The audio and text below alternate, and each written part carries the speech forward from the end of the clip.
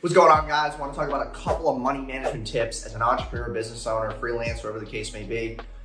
And I'm really bringing you guys this video because recently, I've went from, making so much more money than I'm used to because I had my offer running to now, making just the amount from my agency and having to pivot my offer to YouTube and just like all these different things that are coming into play.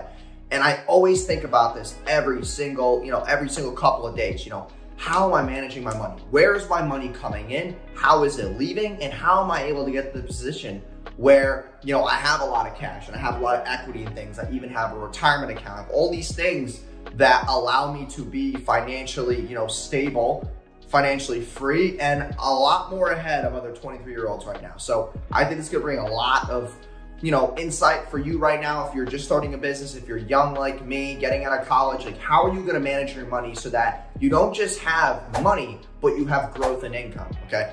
Number one is this, and this is something that I've always stood by for the amount of years that I've been in this game, is every single dollar that you leave in your account and you save, it's losing value over time. Cash is not as valuable as you think. It should be put into assets that can pay you. That's why I'm in the stock market. That's why I have a retirement account. That's why I do these things that deploy that money, use it as an expense for tax purposes, and then I grow my income on top of it, okay?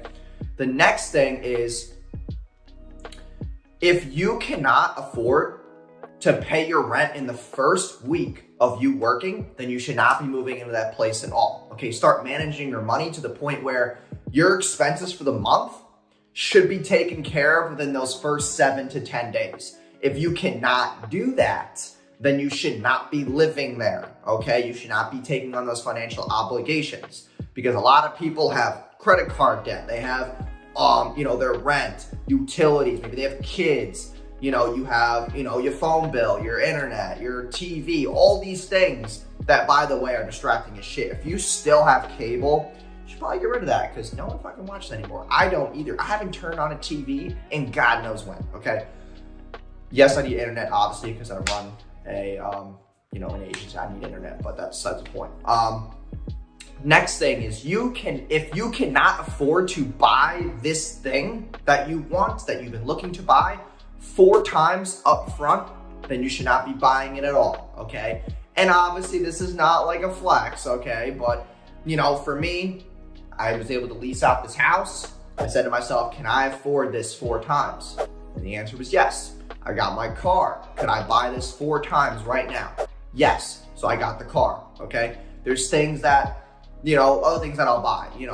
I had to get a new monitor. Can I buy this 4 times? Obviously, yeah. It's just a monitor, but I'm thinking about things like that because I manage my money very closely. I care very much about where I'm gonna be and my goals for the future, when I wanna retire, when I wanna be out of the game, when I wanna have passive income, paying me and giving me that income so I can enjoy life, travel more, and do all those things.